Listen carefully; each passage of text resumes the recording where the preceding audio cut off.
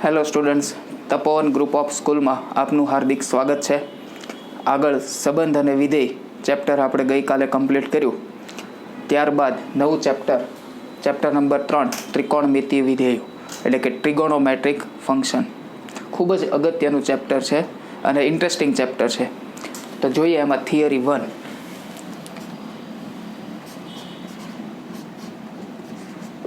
વર્તુળ, સર્કલ. ચેપ્ટરનું નામ trigonometric function, પણ પહેલી વ્યાખ્યા વર્તુળની છે. તો વર્તુળની વ્યાખ્યા તમે 10મા ધોરણ સુધી જોઈને આવ્યા તે કે સમતલમાં કોઈ નિશ્ચિત બિંદુથી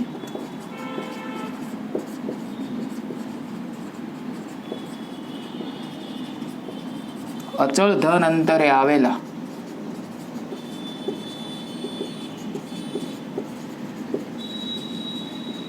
તમામ બિંદુઓના ગણને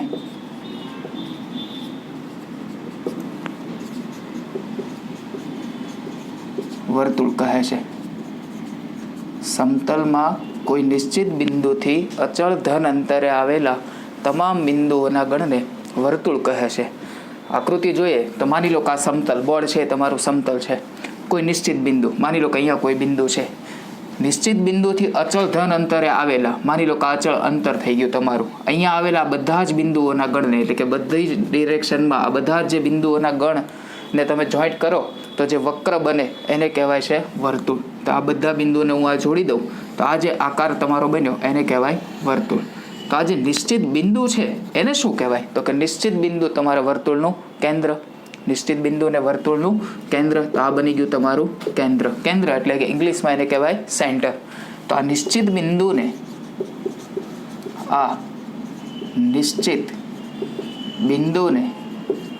વર્તુળનું કેન્દ્ર કહે છે. નિશ્ચિત બિંદુને વર્તુળનું કેન્દ્ર કહે છે. અને જે કોઈ નિશ્ચિત બિંદુથી અચળ ધન અંતર, માની લો કે આટલું જે અંતર છે તે આટલો ભાગ, એટલે તમે 10મા ધોરણમાં જોઈને આ ભાગને શું કહેવાય? તો કે ત્રિજ્યા. શું કહેવાય? ત્રિજ્યા. અચળ ધન અંતરને વર્તુળની ત્રિજ્યા કહે છે. અચળ ધન અંતરને વર્તુળની ત્રિજ્યા કહે છે. ત્રિજ્યા એટલે કે રેડિયસ, ઇંગ્લિશમાં એને કહેવાય રેડિયસ. આર વડે દર્શાવાય. જ્યારે કેન્દ્ર એટલે કે સેન્ટર. કેન્દ્ર એટલે કે સેન્ટર. સી વડે પણ દર્શાવી શકો. વર્તુળનું સમીકરણ જોઈએ તો 11મા ધોરણમાં તમારે એક આખું ચેપ્ટર આવશે શાંકો. તો આ જે વર્તુળનું કેન્દ્ર છે, કેન્દ્રને હું સી વડે દર્શાવું છું. હું કોઈ એક્સ અક્ષ કે વાય અક્ષની અત્યારે વાત નથી કરતો. માની લો કે આ કેન્દ્ર સી છે, એના યામ લઉં છું HK. કેન્દ્ર સીના યામ લીધા HK. આ વર્તુળ પરનું કોઈ બિંદુ એને હું કહી દઉં છું P. વર્તુળ પરનું કોઈ બિંદુ એને કહી દઉં છું P. P ના યામ હું લખું છું X અને Y. P ના યામ લખું છું X અને Y. તો આકૃતિ પરથી તમે જુઓ તો આ CP નું અંતર એટલે જ તમારી ત્રિજ્યા. CP નું જેટલું અંતર છે એટલે જ તમારી ત્રિજ્યા. તો લખીએ સમજૂતી. તો આ જે CP નું અંતર છે તમારી ત્રિજ્યા છે. ત્રિજ્યાને હું કહી દઉં છું R. આ જે અંતર છે ને એને હું કહી દઉં છું R. તો CP બરાબર R. CP એટલે કે બિંદુ C અને P વચ્ચેનું અંતર. તો 10મા ધોરણમાં તમે અંતર સૂત્ર પણ જોઈને આવ્યા છો. વર્ગમૂળની અંદર x1 - x2 નો વર્ગ વત્તા y1 - y2 નો વર્ગ. તો CP એટલે આ જે બે બિંદુ આપેલા છે HK અને XY, આ બંને વચ્ચેનું અંતર. તો આ બંને વચ્ચેનું તમારે અંતર શોધવું હોય તો CP એટલે વર્ગમૂળની અંદર બે બિંદુના x યામના તફાવતનો વર્ગ એટલે કે x - h નો વર્ગ વત્તા એ જ રીતે y યામનો તો કે y - k નો વર્ગ વર્ગમૂળની અંદર ઇઝ ઇક્વલ ટુ કેટલું છે? તો કે r જેટલું. CP બરાબર r. આ સ્ક્વેર રૂટ છે, સ્ક્વેર રૂટ દૂર કરવું હોય તો બંને બાજુ હું વર્ગ લઈ લઉં તો આવું બને x - h નો વર્ગ વત્તા y - k નો વર્ગ બરાબર r નો વર્ગ. તો આ જે સમીકરણ તમારું બન્યું આને કહેવાય વર્તુળનું કાર્ટેશિય સમીકરણ. આને કહેવાય વર્તુળનું કાર્ટેશિય સમીકરણ. કાર્ટેશિય સમીકરણ. HK તમારું કેન્દ્ર છે જ્યારે ત્રિજ્યા તમારી R છે. કેન્દ્ર HK અને ત્રિજ્યા R. કેન્દ્ર HK અને ત્રિજ્યા R. આ થઈ ગયું તમારું વર્તુળ. ફરીવાર, સમતલમાં કોઈ નિશ્ચિત બિંદુથી અચળ ધન અંતરે આવેલા તમામ બિંદુઓના ગણને શું કહેવાય? વર્તુળ.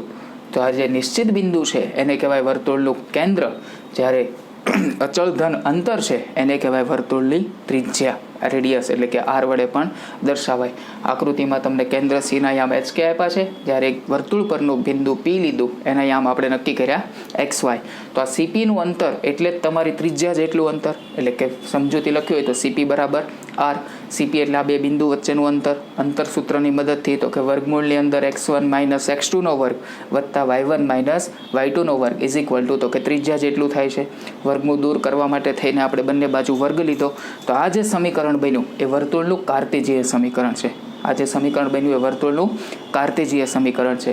વર્તુળના કાર્ટેજીય સમીકરણ પરથી જ એક બીજું સમીકરણ આવ્યું, એને કહેવાય વર્તુળનું પ્રમાણિત સમીકરણ. વર્તુળનું પ્રમાણિત સમીકરણ. પ્રમાણિત એટલે સ્ટાન્ડર્ડ. વર્તુળનું પ્રમાણિત સમીકરણ. તો આમાં જે કેન્દ્ર તમારું HK હતું, તો પ્રમાણિત વર્તુળ એટલે કે ફિક્સ જ છે, સ્ટાન્ડર્ડ જ છે, એમાં થઈ જાય તમારું કેન્દ્ર ઉગમ બિંદુ. કેન્દ્ર બની જાય ઉગમ બિંદુ, એટલે કે કેન્દ્ર ઉગમ બિંદુ હોય. ઉગમ બિંદુ એટલે ઓરિજિન, એને O00 વડે પણ દર્શાવી શકું, તથા ત્રિજ્યા R હોય તેવા વર્તુળનું સમીકરણ. ચલો, આ જે સમીકરણ કાર્ટેજીય છે એમાં કેન્દ્ર જે તમારું HK હતું એની જગ્યાએ હવે તમારે લખવાનું છે 00. HK ની જગ્યાએ 00. તો ઉપર તમે કિંમત મૂકો તો આવું બને x - 0 નો વર્ગ વત્તા y - 0 નો વર્ગ બરાબર r નો વર્ગ. તો સમીકરણ બનશે x² + y² is equal to r². x² + y² is equal to r², જેને કહેવાય વર્તુળનું પ્રમાણિત સમીકરણ. જેને કહેવાય વર્તુળનું પ્રમાણિત સમીકરણ. યાદ રહેશે. તો પહેલું જોયું કાર્ટેજીય સમીકરણ, x - h નો વર્ગ વત્તા y - k નો વર્ગ બરાબર r નો વર્ગ, એ તમારું બની ગયું કાર્ટેજીય સમીકરણ. અને પ્રમાણિત સમીકરણ, પ્રમાણિત એટલે કે સ્ટાન્ડર્ડ ફોર્મ. તો પ્રમાણિત સમીકરણમાં ફિક્સ જ હોય કે કેન્દ્ર તમારું છે 0 0. તો આ જે કેન્દ્ર HK હતું એની જગ્યાએ તમે 0 0 મૂકી દો તો જે સમીકરણ બને એને કહેવાય વર્તુળનું પ્રમાણિત સમીકરણ. વર્તુળનું પ્રમાણિત સમીકરણ. પ્રમાણિત સમીકરણની તમારે આકૃતિ દોરવી હોય તો પણ દોરી શકો. કેમ? તો કે કેન્દ્ર કયું છે? તો કે 0 0 દોરીએ આપણે. ચલો, આ x અક્ષ અને એક y અક્ષ.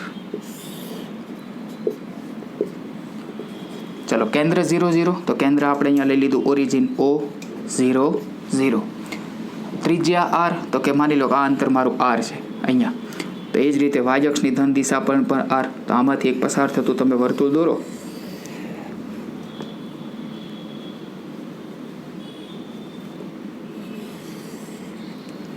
આ બની ગયું. તો આ ત્રિજ્યા માની લો કે આ ત્રિજ્યા કેટલી હતી? R.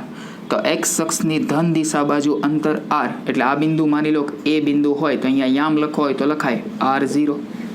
કેમ કે x અક્ષ પરનું કોઈ પણ બિંદુ હોય એનો y યામ કયો હોય? 0. એ જ રીતે આ બાજુ માની લો બિંદુ મારે લેવું છે A'. x અક્ષની ઋણ દિશા, આ ધન દિશા હતી, આ બાજુ ઋણ દિશા. તો ઋણ દિશામાં પણ આ અંતર કેટલું છે? R જેટલું જ છે, પણ ઋણ દિશામાં છે. તો આ અંતર લખું છું -R0. એ જ રીતે y અક્ષ ઉપરની વાત કરો તો y અક્ષની ઉપરની સાઈડ એટલે કે ધન દિશા, માની લો કે અહીંયા કોઈ બિંદુ છે B, તો B ના યામ લખો હોય તો ત્યાં x યામ તો 0 જ હોવાનો, તો 0 R. અને ત્યારબાદ B', y અક્ષની ઋણ દિશા, તો 0 -R. આ થઈ ગયું તમારું વર્તુળનું પ્રમાણિત સમીકરણ, એટલે કે વર્તુળનું કાર્ટેજીય સમીકરણ અને વર્તુળનું પ્રમાણિત સમીકરણ. આના ઉપરથી એક નવું વર્તુળ આવ્યું, કયું? તો કે એકમ વર્તુળ. અગત્યનું તમારે આખા ચેપ્ટર માટે. જેટલો બેઝ ક્લિયર રાખશો એટલી મજા આવશે. તો હવે જોઈએ એકમ વર્તુળ શું કહે છે.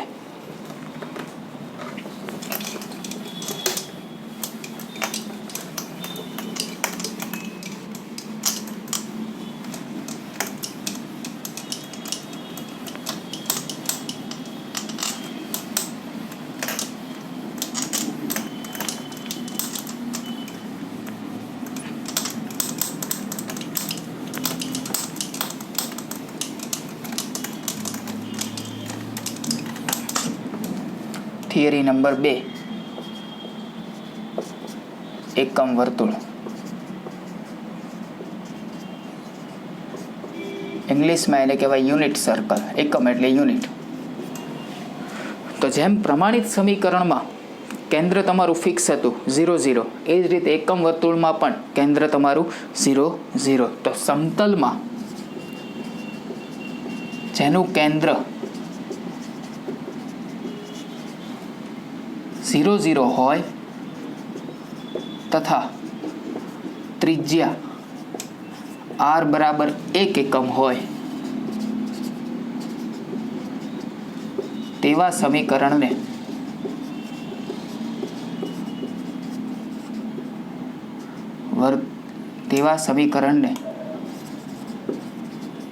એકમ વર્તુળ કહે છે. તો આગળ જે તમે કાર્ટેશિય સમીકરણ જોયું એનું સમીકરણ કંઈક આવું હતું, x માઇનસ h નો વર્ગ વત્તા y માઇનસ k નો વર્ગ બરાબર r નો વર્ગ. કાર્ટેશિય સમીકરણમાં જો તમે કેન્દ્રના યામ 0 0 લઈ લો તો જે સમીકરણ બને એને તમે કહો છો પ્રમાણિત સમીકરણ. તો એ સમીકરણ કંઈક આવું હતું, x નો વર્ગ વત્તા y નો વર્ગ બરાબર r નો વર્ગ. આ હતું તમારું પ્રમાણિત સમીકરણ. તો સમતલમાં જેનું કેન્દ્ર ઉગમ બિંદુ હોય, એટલે આ કેન્દ્ર તો ઉગમ બિંદુ જ છે, ત્રિજ્યા r બરાબર 1 એકમ હોય, ત્રિજ્યા r બરાબર 1 એકમ, તો અહીંયા r ની જગ્યાએ હું 1 મૂકી દઉં તો સમીકરણ કંઈક આવું બને, x નો વર્ગ વત્તા y નો વર્ગ બરાબર 1, x નો વર્ગ વત્તા y નો વર્ગ બરાબર 1. તો આ જે સમીકરણ બન્યું એને કહેવાય એકમ વર્તુળનું સમીકરણ. આ જે સમીકરણ બન્યું x નો વર્ગ વત્તા y નો વર્ગ બરાબર 1 તેને કહેવાય એકમ વર્તુળનું સમીકરણ. આની આપણે આકૃતિ જોઈએ. ચાલો, x અક્ષ અને y અક્ષ.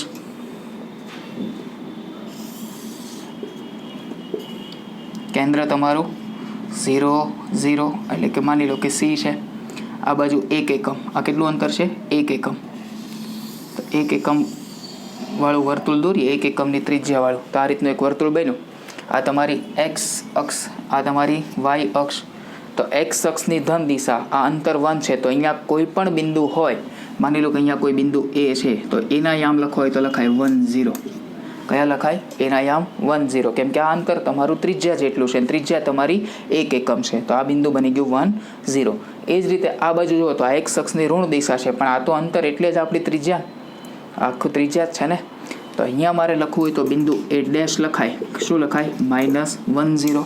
y આમ તો શૂન્ય જ હોવાનું, x અક્ષની ઋણ દિશા થઈ ગઈ. એ જ રીતે y અક્ષ ઉપર લખવું હોય તો માની લો બિંદુ b છે, તો બિંદુ b ના યામ લખવા હોય તો 0 1.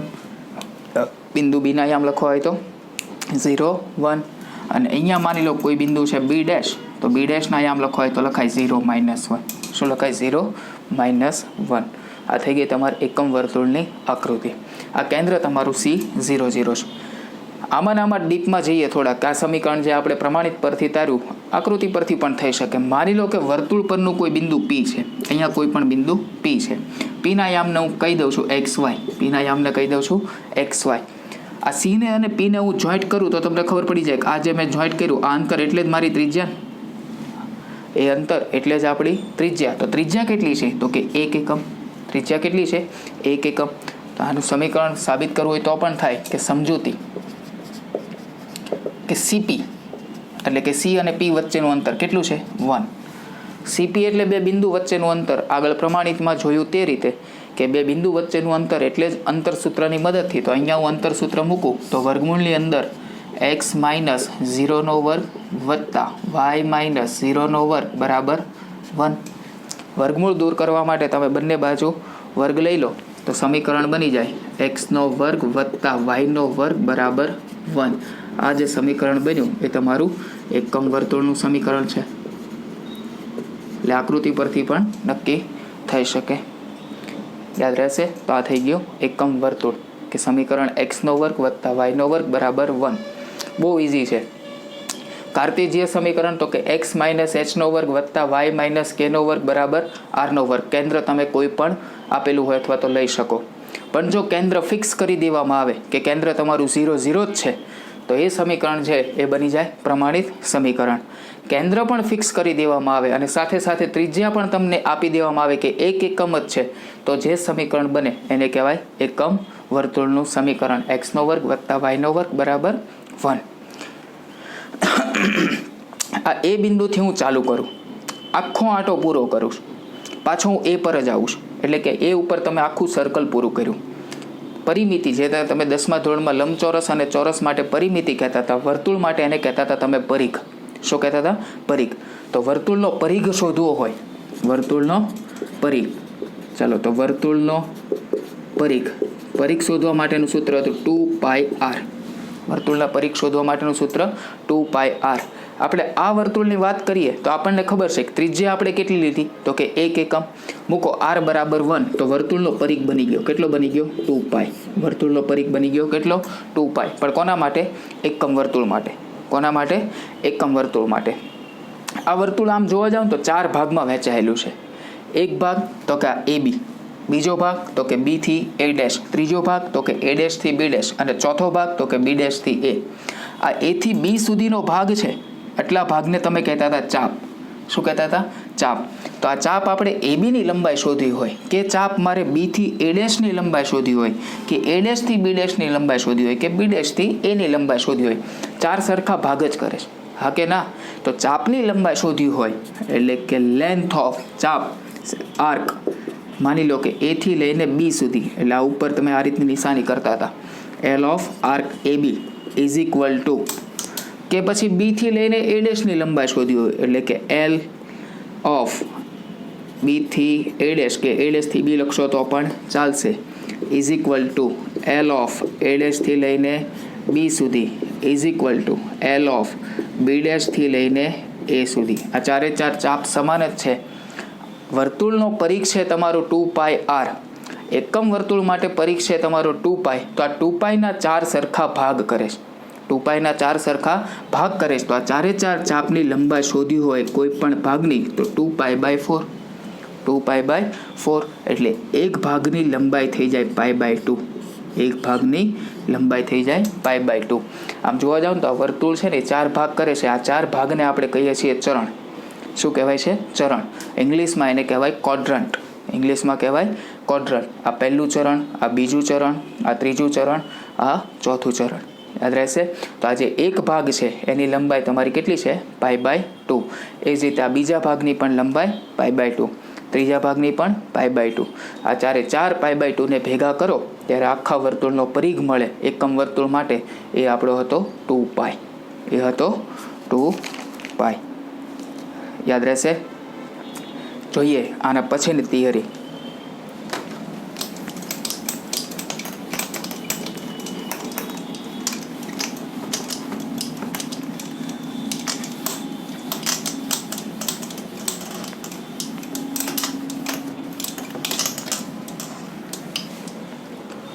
Theory number 3. એકમ વર્તુળ પરના બિંદુ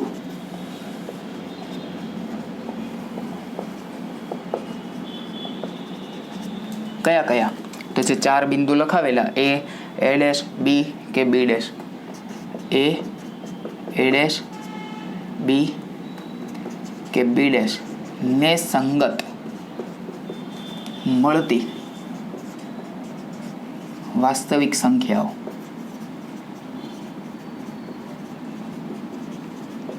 એકમ વર્તુળ પર જે તમને 4 બિંદુ મળતા હતા એ 4 બિંદુને સંગત મળતી વાસ્તવિક સંખ્યાઓ. તો દોરીએ પહેલા એકમ વર્તુળ. આ જોઈ લેજો, પછી એક સાથે ઉતારજો.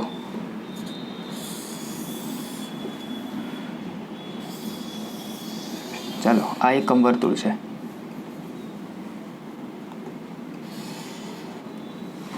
કેન્દ્ર મારું 0 0, તો કેન્દ્ર C 0 0. એક્સ અક્ષ, વાય અક્ષ. ચાલો, એક્સ અક્ષની ઋણ દિશા, વાય અક્ષની ઋણ દિશા. અહીંયા કોઈ બિંદુ છે A. આગળ એકમ વર્તુળમાં જોયું તે એકમ વર્તુળ એટલે ત્રિજ્યા તો 1 જ છે, તો આ અંતર મારું 1, તો આ બિંદુના યામ થાય A1 0. આ બાજુ તો કે A' -1 0. એ જ રીતે વાય અક્ષની ધન દિશા તો કે B 0 1 અને નીચે તો કે B' 0 -1. ચાલો, એકમ વર્તુળમાં જે આ 4 બિંદુ છે, વાય અક્ષ સાથેના 2 છેદ બિંદુ છે, એક B અને B'. એ જ રીતે એક્સ અક્ષ સાથેના પણ 2 છેદ બિંદુ છે, A અને A'. તો એને મળતી વાસ્તવિક સંખ્યા શોધતા પહેલા આપણે દિશા નક્કી કરીએ. આ બાજુ એટલે કે આ રીતે એરો છે, તો આ થઈ ગઈ તમારી એન્ટી ક્લોકવાઇઝ દિશા. કઈ થઈ ગઈ? Anti clockwise. એન્ટી ક્લોકવાઇઝ એટલે કે ઘડિયાળનો કાંટો હોય ને એનાથી વિરુદ્ધ દિશા. પણ એકમ વર્તુળ માટે આ જ સાચી દિશા છે. સાચી દિશા એટલે કે સ્ટાન્ડર્ડ એટલે કે પ્રમાણિત. તો આ દિશા થઈ ગઈ તમારી પ્રમાણિત દિશા. કઈ થઈ ગઈ? પ્રમાણિત દિશા. એન્ટી ક્લોકવાઇઝ પણ એ જ સાચી દિશા છે, એ થઈ ગઈ તમારી પ્રમાણિત. આ રીતે નીચે એરો હોય, મતલબ કે આ રીતે તમે ઘડિયાળના કાંટાની સાથે સાથે ચાલો છો તો એને કહેવાય ક્લોકવાઇઝ. એને કહેવાય ક્લોકવાઇઝ. પણ કીધું તેમ કે જેમ એન્ટી ક્લોકવાઇઝ દિશા છે એ જ આપણી સ્ટાન્ડર્ડ એટલે કે પ્રમાણિત દિશા છે, તો આ જે ક્લોકવાઇઝ તમે ચાલો છો એને કહેવાય વિરુદ્ધ દિશા. એને કહેવાય વિરુદ્ધ દિશા. હવે આપણે આ એકમ વર્તુળ ઉપર ચાલીએ. સ્ટાર્ટિંગ પોઈન્ટ આપણો છે માની લો A10 થી. ક્યાંથી છે? A10 થી. અત્યારે તમે અહીંયા ઊભા છો, એનો મતલબ તમે કંઈ ચાલવાનું શરૂ કર્યું જ નથી, એટલે કે 0 પાસે તમે ઊભા છો. ચાલો, વર્તુળનો પરિઘ આપણને ખબર છે 2πr, પણ ત્રિજ્યા જો 1 એકમ લેવામાં આવે તો વર્તુળનો પરિઘ બની જાય 2π. વર્તુળનો પરિઘ બની જાય 2π. તો હું અહીંયા A થી શરૂ કરું અને આખો આંટો હું પૂરો કરીને આવું અહીંયા પાછો, તો મેં કેટલું અંતર ચાલ્યું કહેવાય? તો કે એના પરિઘ જેટલું. એનો પરિઘ એટલે તો કે 2πr છે, તો r બરાબર 1 લઈ લો એટલે કે 2π જેટલો એનો પરિઘ થયો. તો એક આંટો આખો હું પૂરો કરીને આવું તો 2π જેટલું અંતર મેં ચાલ્યું. કેટલો ચાલ્યો? 2π જેટલું. એક આખો આંટો તમે પૂરો કરીને આવશો એટલે તમે 2π જેટલું અંતર કાપશો. ફરીથી અહીંયા જ ચાલુ કરો છો તો ફરીવાર બીજા 2π જેટલું તમે અંતર પૂરું કરો છો, પણ ટોટલ કેટલું અંતર થયું? તો કે 4π જેટલું. ફરીવાર તમે ઊભા હતા સ્ટાર્ટિંગ પોઈન્ટ તમારો A10 આગળ, એટલે કે તમે કંઈ ચાલ્યા જ નથી, તમારું સ્થાન 0 પર છે. એક આખો આંટો પૂરો કરો એટલે એના પરિઘ જેટલું અંતર કપાય. એનો પરિઘ એટલે 2πr, પણ એકમ વર્તુળની વાત હોય તો પરિઘ બની જાય 2π. તો તમે આખો આંટો પૂરો કરો ત્યારે 2π જેટલું અંતર કાપો છો. તમે બીજો આખો આંટો પૂરો કરીને આવો ત્યારે 4π જેટલું અંતર થાય. આગળ જાઓ, ત્રીજો આખો આંટો પૂરો કરીને આવો ત્યારે 6π જેટલું. હવે તો તમે આમ જુઓ ને તો બી તમને આઈડિયા આવવા માંડે કે 0, 2π, 4π, 6π. આગળ જાઓ 8π. હજી શું આવશે? 10π. તબડક આવું તો ચાલ્યા જ રાખવાનું છે. ખ્યાલ આવે છે? તો એ બિંદુ પાસે આપણને કઈ કઈ કિંમત મળે છે? તો કે 0, 2π, 4π, 6π, 8π, 10π. બધામાં પાઈ તો છે જ, પણ આગળની જે સંખ્યા છે તમે ધ્યાનથી જોશો ને તો બધી યુગ્મ સંખ્યા છે. કઈ સંખ્યા છે? યુગ્મ. તો એ બિંદુ આગળ જે તમને કિંમત મળે છે એ પાઈનો ગુણક કેવો છે? યુગ્મ. પાઈનો ગુણક કેવો છે? યુગ્મ. ખ્યાલ આવશે? એટલે એ બિંદુ પાસે જે બે તમને કિંમત મળવાની છે એ બધી પાઈના ગુણક યુગ્મમાં હોય એવી કિંમત મળે છે. ચલો A' પાસે વાત કરીએ. આ એક ચાપની લંબાઈ તમારી π/2. આ બીજો ચાપ છે એની લંબાઈ π/2. તમારે A થી લઈને A' પર આવવું હોય તો કેટલા π/2 અંતર કાપવું પડે? તો કે 2 વખત. આ પહેલા π/2, આ બીજા π/2. એટલે કે π/2 વત્તા π/2, π/2 વત્તા π/2. ચલો લસા લઈ લો, સમાન જ છે એટલે કે 2π/2, 2 કેન્સલ, આવશે કેટલું? π. કેટલું આવશે? π. એટલે કે એ બિંદુથી લઈ તમારે A' સુધી પહોંચવું હોય, એ બિંદુથી લઈ તમારે A' સુધી પહોંચવું હોય તો કેટલું અંતર કાપવું પડે? તો કે π જેટલું. તો અહીંયા હું લખું છું π. કેટલા લખ્યા? π. A' પાસે તમે ઊભા છો. હવે વિચારજો, A' થી શરૂ કરવું છે, આખો આંટો પૂરો કરવો છે. A' થી શરૂ કરી આખો આંટો આપણે ચક્કર પૂરું કરવું છે. આખો આંટો એટલે કે 2π જેટલું અંતર, વર્તુળના પરિઘ જેટલું. તો કેટલું થાય? 2π જેટલું. તો આ જે π છે, πમાં તમે 2π ઉમેરો. πમાં તમે 2π ઉમેરો, કેટલા થાય? 3π. તો આ બાજુ આગળ કેટલું આવશે? 3π જેટલું અંતર. ચલો 3π પાસે ઊભા છો. ફરીવાર તમારે આખો આંટો પૂરો કરવો છે. ફરીવાર આખો આંટો પૂરો કરવો છે તો પાછું 2π જેટલું અંતર કાપવું પડશે. તો 3πમાં પાછું 2π જેટલું અંતર કાપો, કેટલું થઈ જાય? 5π. કેટલું થશે? 5π. ચલો હવે તો આમાં π, 3π, 5π ગેપ આપણને ખબર પડી ગઈ કે બંને વચ્ચે ડિફરન્સ કેટલાનો છે? 2πનો. તો આગળની સંખ્યા કઈ હશે? 7π. કઈ હશે? 7π. હજી આગળ જાઓ તો 9π. હજુ આગળ જાઓ તો 11π. આ તો ચાલુ જ રહેશે. હા કે ના? તો એ આગળ બધી જ પાઈના ગુણાંકમાં સંખ્યા આવતી હતી, બધી યુગ્મ સંખ્યા હતી. કેવી સંખ્યા હતી? યુગ્મ. જ્યારે A' પોઈન્ટ આગળ એટલે કે -10 આગળ જે આપણને સંખ્યા મળે છે એ પાઈના ગુણકમાં જ મળે છે, પણ બધી સંખ્યા તમે ધ્યાનથી જુઓ તો બધી અયુગ્મ સંખ્યા મળે છે. કેવી સંખ્યા મળે છે? અયુગ્મ સંખ્યા. એટલે બિંદુ A પાસે પાઈનો ગુણક યુગ્મ, જ્યારે બિંદુ A' પાસે પાઈનો ગુણક અયુગ્મ. બિંદુ A' પાસે પાઈનો ગુણક અયુગ્મ. યાદ રહેશે, બહુ ઇઝી છે. ફરીવાર A અને A' બતાવી દઉં. 0થી તમે શરૂ કર્યું, આખું ચક્કર પૂરું કરવું છે, 2π જેટલું અંતર કાપવું પડે, તો અંતર 2π થઈ ગયું. ફરીવાર બીજું ચક્કર પૂરો કરો, બીજા 2π એટલે કે 4π, પાછા 2π ઉમેરો 6π, ફરીવાર 2π ઉમેરો 8π, બધી જ સંખ્યા ચાલુ રહેશે. એ જ રીતે એથી શરૂ કરીને માત્ર A' પર આવવું હોય, હું કઈ દિશામાં ચાલ્યો છે તમે જોવો છો ને, ઘડિયાળના કાંટાની વિરુદ્ધ દિશા એટલે કે એન્ટી ક્લોકવાઇઝ દિશા, પણ એ જ આપણી સાચી દિશા છે, સ્ટાન્ડર્ડ દિશા, પ્રમાણિત દિશા. તો એથી A' સુધી ચાલ્યો તો આ પહેલા π/2, ત્યાંથી બીજા π/2 એટલે ટોટલ 2π/2, 2π/2 એટલે 2 2 કેન્સલ, તો π જેટલું અંતર કાપવું પડે. તો π સુધી પહોંચી ગયા. અહીંયાથી તમે આખું ચક્કર પૂરું કરો છો. આખું ચક્કર પૂરું કરવા માટે તો તમારે એના પરિઘ જેટલું અંતર કાપવું પડશે. એનો પરિઘ એટલે 2π, તો 2π અંતર કાપશો એટલે 3π. ફરીવાર 2π જેટલું અંતર કાપો તો 5π, ફરીવાર 2π જેટલું અંતર કાપો તો 7π, ફરીવાર 2π તો કે 9π. આ પ્રોસેસ ચાલુ જ રહેશે, તબડક તબડક. હવે જોઈએ કે B અને B' પાસે શું થાય છે. ચલો, A થી શરૂ કરું અને B પાસે મારે પહોંચવું હોય તો કેટલું અંતર કાપવું પડે, તો કે એના ચાપ જેટલું. આ ABની જે લંબાઈ છે એના જેટલું. આગળ આપણે થિયરીમાં નીચે લખેલું કે ABની લંબાઈ કહો કે B થી A' લંબાઈ કહો, A' થી B' લંબાઈ કહો કે B' થી એની લંબાઈ કહો, ચાપ બધાની સમાન જ છે. તો કેટલી હતી, તો કે π/2, 2πના 4 સરખા ભાગ કરેલા. તો આટલું એક ચાપ તમારે પહોંચવું હોય, A થી લઈને B સુધી પહોંચવું હોય તો તમારે અંતર કાપવું પડે. કેટલું? π/2. કેટલું અંતર કાપવું પડે? π/2. યાદ રહેશે. ચલો, B પાસે તમે ઊભા છો, આખું સર્કલ પૂરું કરવું છે. હવે તો મગજમાં એટલું બેસી જવું પડે કે આખું સર્કલ પૂરું કરવું હોય તો 2π જેટલું અંતર કાપવું પડે. આખું સર્કલ પૂરું કરવા માટે 2π જેટલું અંતર કાપવું પડે. તો ચલો, એક આખું સર્કલ પૂરું કરવું હોય તો π/2માં હું 2π ઉમેરું છું. π/2માં હું 2π ઉમેરું છું. આનો લસા લઈ લો તો 2 × 2π એટલે કે 4π + 5 એટલે કે 5π/2. કેટલું આવે છે?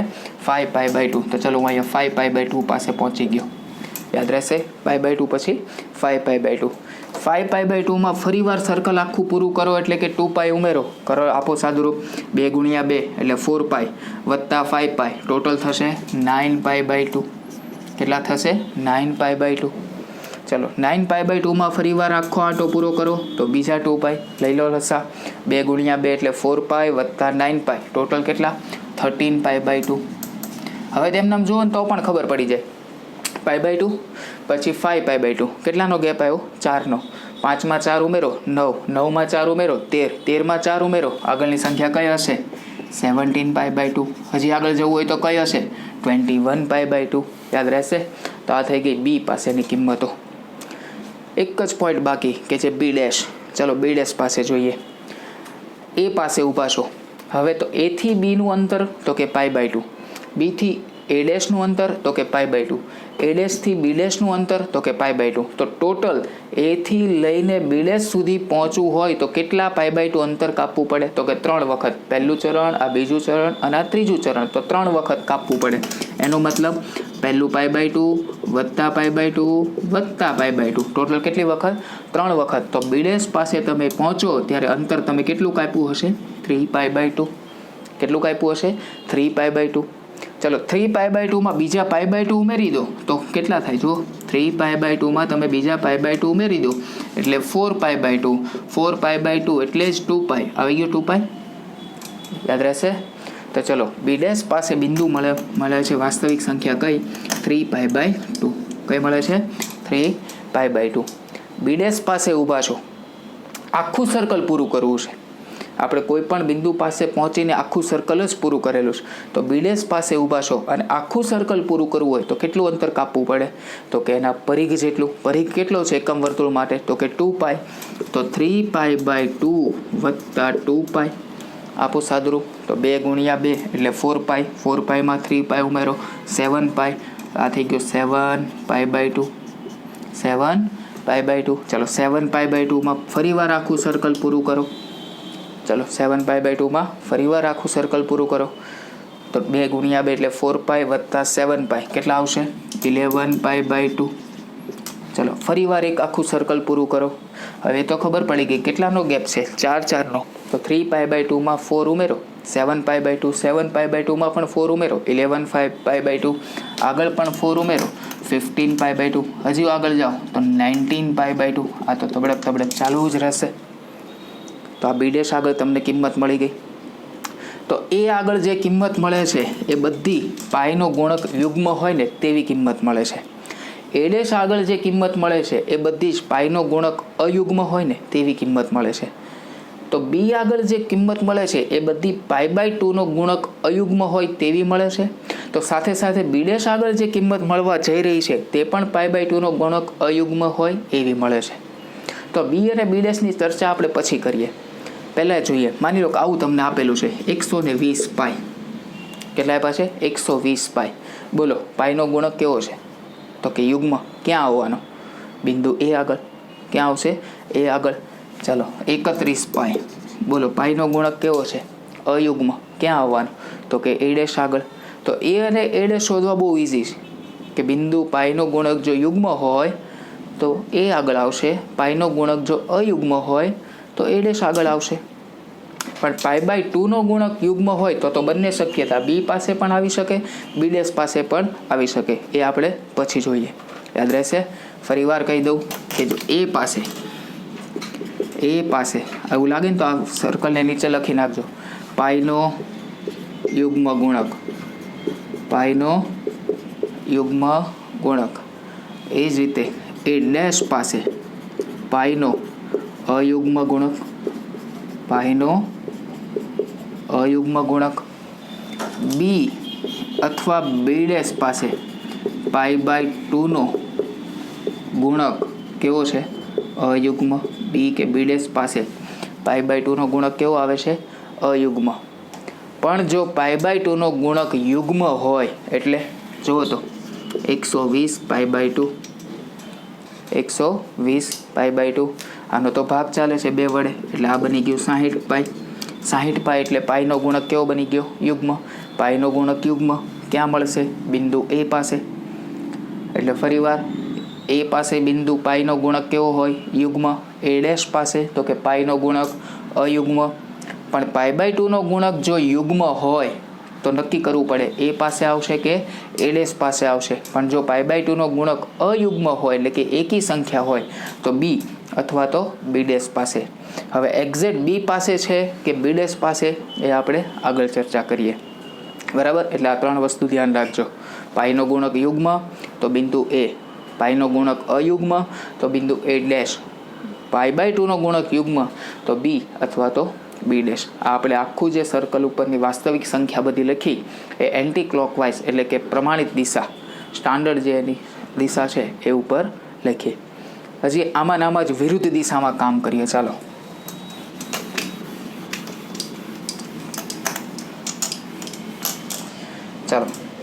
હું એ પાસે ઊભો છું, સ્ટાર્ટિંગ પોઝિશન 0 પર આવી ગયો.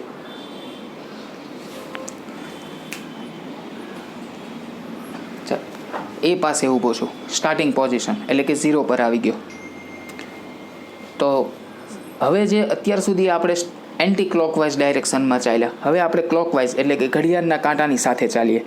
તો એ પાસે ઊભો છું, આખો મારે સર્કલ ઘડિયાળના કાંટાની દિશામાં જ પૂરું કરવું હોય તો મારે કેટલું અંતર કાપવું પડે? વર્તુળ તો એનું એ જ છે, વર્તુળના પરિઘ જેટલું જ અંતર કાપવું પડે. તો વર્તુળનો પરિઘ છે 2π, વર્તુળનો પરિઘ 2π. તો એ બિંદુથી લઈને ક્લોકવાઇઝ ડાયરેક્શનમાં હું આખો આંટો પૂરો કરું તો પણ મારે કેટલું અંતર કાપવું પડે? 2π. તો અહીંયા હું લખી દઉં છું 2π. કેટલા લખું છું? 2π. પણ હવે તમને એમ થાય કે આ 2π 2 વખત આવ્યા, પણ આ જે 2π હતા એ આપણે સ્ટાન્ડર્ડ દિશા એટલે કે એન્ટી ક્લોકવાઇઝ પ્રમાણિત દિશામાં આપણે કામ કરેલું. જ્યારે આ 2π છે એ આપણે તો કે વિરુદ્ધ દિશામાં કામ કરીએ છીએ, ઘડિયાળના કાંટાની દિશામાં કામ કરીએ છીએ. એટલે હું અહીંયા લખી દઉં છું માઇનસ. વિરુદ્ધ દિશા માટે શું લખી દઉં છું? -2π. યાદ રહેશે? ઘડિયાળના કાંટાની દિશા છે એટલે કે ક્લોકવાઇઝ ડાયરેક્શન છે, પ્રમાણિતથી વિરુદ્ધની દિશા છે, એટલા માટે આપણે શું લખી દીધું? -2π. ચલો -2π થી પાછો એક આંટો પૂરો કરીને આવો છો તો ફરીવાર તમારે 2π જેટલું અંતર કાપવું પડે. ફરીવાર 2π અંતર કાપો પણ વિરુદ્ધ દિશામાં જ કાપવાનું. તો અહીંયા ફરીવાર તમે પોઈન્ટ ઉપર આવશો ત્યારે અંતર કેટલું તમે કાપશો? -4π. -4 ફરીવાર એક આંટો આખો પૂરો કરીને આવો -6 આ માઇનસ શેના માટે લખું છું એ ખ્યાલ આવે છે ને? ઘડિયાળના કાંટાની દિશામાં ચાલુ છે. ઘડિયાળના કાંટાની દિશા એટલે ક્લોકવાઇઝ દિશા. ક્લોકવાઇઝ એટલે જ વિરુદ્ધ દિશા, પ્રમાણિતથી વિરુદ્ધ. સાચી દિશા આપણી કઈ છે? Anti clockwise. કઈ છે? Anti clockwise. આગળ જાઓ તો -8 હજુ આગળ જાઓ તો -10 આવું તો માઇનસ ડાયરેક્શનમાં ચાલ્યા જ રાખશે. ખ્યાલ આવે છે? તો એ બિંદુ પાસે ઘણી બધી કિંમત મળે છે. -2 -4 -6 એ પણ બધી ધ્યાનથી જુઓ તો પાઈનો ગુણક કેવો છે? યુગ્મ જ છે. ચલો A' પાસે આપણે કિંમત મેળવવાની ટ્રાય કરીએ. તો એથી લઈને A' સુધી મારે પહોંચવું હોય તો કેટલું અંતર કાપવું પડે? તો કે આ બંને ચરણ જેટલું. બંને ચરણ એટલે આ પહેલા ચરણ એટલે કે પહેલી ચાંપની લંબાઈ π/2, આ જે બીજી ચાંપ છે એની લંબાઈ પણ π/2. તો ટોટલ તમારે આ વર્તુળનો ટૂંકમાં અર્ધવર્તુળ જ થઈ ગયું ને? અર્ધવર્તુળ. હવે વર્તુળનો પરિઘ 2π હોય તો અર્ધવર્તુળનો કેટલો થઈ જાય? તો કે π, એનાથી અડધો. તો અહીંયા તમારે પહોંચવું હોય તો તમારે π જેટલું અંતર કાપવું પડે. હા કે ના? π જેટલું કાપવું પડે. પણ તમે શું સાચી દિશામાં કાપો છો? ના. કઈ દિશામાં? વિરુદ્ધ દિશામાં. વિરુદ્ધ દિશા બતાવવા માટે તમે આગળ શું લખી નાખશો? માઇનસ. તો આ અંતર તમારે કેટલું કાપવું પડે? -π જેટલું. ચલો A' પાસેથી તમે આખો આંટો પૂરો કરો છો. આખો આંટો પૂરો કરવા માટે તમારે કેટલું અંતર કાપવું પડે? તો કે 2π. પણ ખોટી દિશામાં કાપો છો, વિરુદ્ધ દિશામાં કાપો છો. તો અહીંયાથી આખો 2π તમે પાઈમાં 2π ઉમેરો, કેટલા આવશે? 3π. પણ કેવા? વિરુદ્ધ દિશામાં. તો આ શું બની જાય? -3π. આગળ ચાલો -5π. આગળ ચાલો -7π. હજુ આગળ ચાલો -9π. ચાલુ જ રહેશે. ખ્યાલ આવે છે? A' પાસે આપણે એથી લઈને A' પર પહોંચવા માટે પહેલાં π જેટલું અંતર કાપ્યું.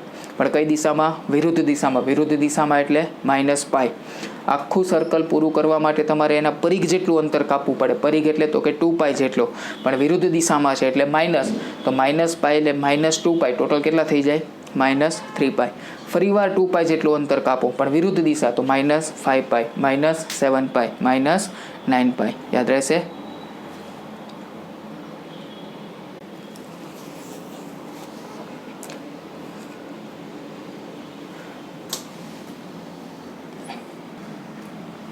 ચલો આ A' આગળ કિંમત મળી.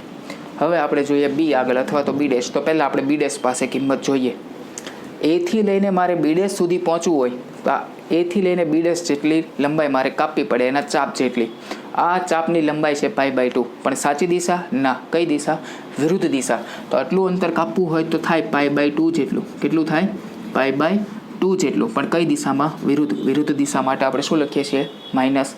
શું લખીએ છીએ? માઇનસ. ચલો B' થી આખું સર્કલ તમે પૂરું કરો છો. B' થી તમે આખું સર્કલ પૂરું કરો છો. આખું સર્કલ પૂરું કરવું હોય તો 2π જેટલું અંતર કાપવું પડે.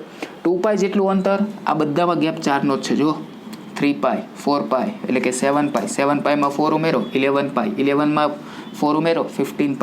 આ -1 છે. -1માં 4 ઉમેરો તો કે 3. આગળ ચાલો શું આવશે? -1 ને -4 કેટલા આવવાના? -5π/2 જેટલું. ના ખબર પડે તો -π/2માં -2π ઉમેરું છું. ચાલુ છું 2π જેટલું અંતર પણ વિરુદ્ધ દિશામાં, એટલા માટે માઇનસ. લઈ લો લસા. 2 × 2 એટલે -4π -π એટલે -5π/2. તો આ થઈ ગયું -5π/2. ફરીવાર એક આખું સર્કલ પૂરું કરો છો તો -2π. આપો લસા સાદુરૂપ. માઇનસ કેટલું થશે? 9π/2. તો આ થઈ ગયું -9π/2. આગળ ચાલો 4નો ગેપ -13π/2. હજુ આગળ ચાલો તો -17π/2. આવું તો તબડક ચાલુ જ રહેશે. ખ્યાલ આવે છે? તો B' પાસે બધી જ કિંમત π/2ના ગુણકમાં મળે છે. પણ કેવી મળે છે? અયુગ્મ. કેવી મળે છે? અયુગ્મ. A પાસે જે બધી જ કિંમત મળે છે પાઈના ગુણકમાં મળે છે, પણ બધી જ કેવી મળે છે? યુગ્મ. જ્યારે A' પાસે જે કિંમત મળે છે એ બધી જ કેવી મળે છે? અયુગ્મ. કેવી મળે છે? અયુગ્મ. હવે જોઈએ B પાસે. ચલો A થી B પાસે પહોંચવું હોય ક્લોકવાઇઝમાં નહીં, સોરી એન્ટી ક્લોકવાઇઝમાં નહીં, ક્લોકવાઇઝ ડાયરેક્શનમાં. આ પહેલા π/2, આ બીજા π/2 અને આ ત્રીજા π/2. ટોટલ મારે અંતર કાપવું પડે 3π/2 જેટલું. પણ કઈ દિશામાં? વિરુદ્ધ દિશામાં. વિરુદ્ધ દિશા માટે માઇનસ. ફરીવાર આગળ ચાલો તો -3π/2માં બીજા 2π એટલે કે B થી લઈને પાછું મારે B પાસે આવવું હોય તો -3π/2માં -2π લઉં. આપો સાદરૂપ તો આવશે કેટલા? -7π/2. ટુ. આગળ ચાલો -11π/2. હજુ આગળ ચાલો -15π/2. હજુ આગળ તો -19π/2. આ બધી જ કિંમત ચાલુ રહેશે, બધી જ 4ના ગુણકમાં છે, એટલે કે 4નો તફાવત છે, યાદ રહેશે. તો બી પાસે π/2ના ગુણકમાં મળે છે પણ બધી જ અયુગ્મ મળે છે. એ જ રીતે બી ડેશ પાસે કિંમત મળે છે, બધી π/2ના ગુણકમાં મળે છે પણ બધી જ અયુગ્મ મળે છે. જ્યારે એ અને એ ડેશ પાસે આપણે ઇઝીલી ફાઇન્ડ આઉટ કરી શકીએ કઈ મળે છે, યુગ્મ મળે છે કે અયુગ્મ મળે છે. માની લો કે આવું આપ્યું હોય -121π, -121π. બોલો તો પાઈનો ગુણક કેવો છે? તો કે અયુગ્મ. અયુગ્મ હોય તો ક્યાં મળવાની? તો કે જો બિંદુ એ ડેશ આગળ. યુગ્મ હોય તો માની લો કે અહીંયા તમને આપી દીધું છે 120. પાઈનો ગુણક બોલો તો કે યુગ્મ. ક્યાં મળવાની? તો કે બિંદુ એ આગળ. ક્યાં મળવાની? એ આગળ. આવું આપેલું છે 31π/2. 31π/2. બોલો π/2નો ગુણક કેવો છે? અયુગ્મ. બી પાસે પણ હોઈ શકે, બી ડેશ પાસે પણ હોઈ શકે. બી પાસે અથવા તો બી ડેશ પાસે, એ નક્કી આપણે થોડી વાર પછી કરશું, અથવા આગળના લેક્ચરમાં આપણે નક્કી કરીશું. ખ્યાલ આવે છે? તો આ થઈ ગયું તમારું એકમ વર્તુળ. એક્સ અક્ષ ઉપર 2 એના છેદ બિંદુ છે, એ એ ડેશ 10 અને -10, તેને સંગત મળતી બધી જ વાસ્તવિક સંખ્યાઓ. પણ આટલા ઉપરથી એટલું યાદ રાખજો કે પ્રત્યેક વાસ્તવિક સંખ્યા છે એ એકમ વર્તુળ પર જ છે. પ્રત્યેક વાસ્તવિક સંખ્યા એકમ વર્તુળ પર જ છે. નીચે નોંધ કરીને લખી દઉં છું.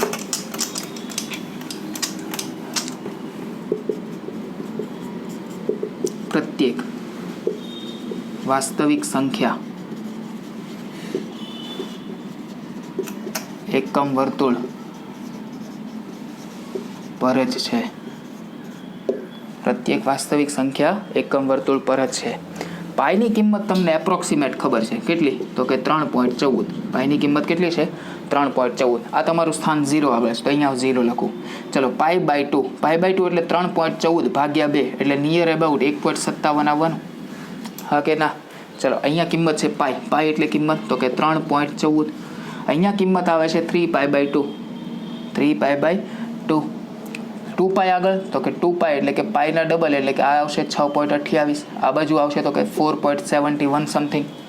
4.71 સમથિંગ. હવે તમને કોઈ એવું કે 0.1, હા જો 0 થી લઈને બી સુધી પહોંચો, એ થી લઈને બી, એટલે અહીંયા વચ્ચે કંઈક 0.1 આવતી હશે. કોઈ બહુ મોટી સંખ્યા આપે, માની લો કે 121 કે એવું કંઈક આપેલું છે, અથવા 121.68 કે 28 કે કંઈ પણ આપેલું છે, તો એ પણ આ એકમ વર્તુળ પર જ આવવાની. પણ તમારે જોવું પડે કેટલા આંટા પૂરા કરવા પડે તે. આ થઈ ગઈ એકમ વર્તુળ પર આ જે 4 બિંદુ છે એને મળતી સંગત મળતી બધી જ વાસ્તવિક સંખ્યાઓ. પણ એનો ગુણક જો પાઈ, એ બિંદુ પાસે પાઈનો ગુણક કેવો છે? યુગ્મ. એ ડેશ પાસે પાઈનો ગુણક અયુગ્મ. બી પાસે કે બી ડેશ પાસે π/2નો ગુણક યુગ્મ, π/2નો ગુણક અયુગ્મ. યાદ રહેશે? આ જાતે તમે ડ્રો કરજો, જાતે સંખ્યા મૂકવાનું ટ્રાય કરજો, બહુ ઇઝી છે, આવી જશે. Okay, thank you.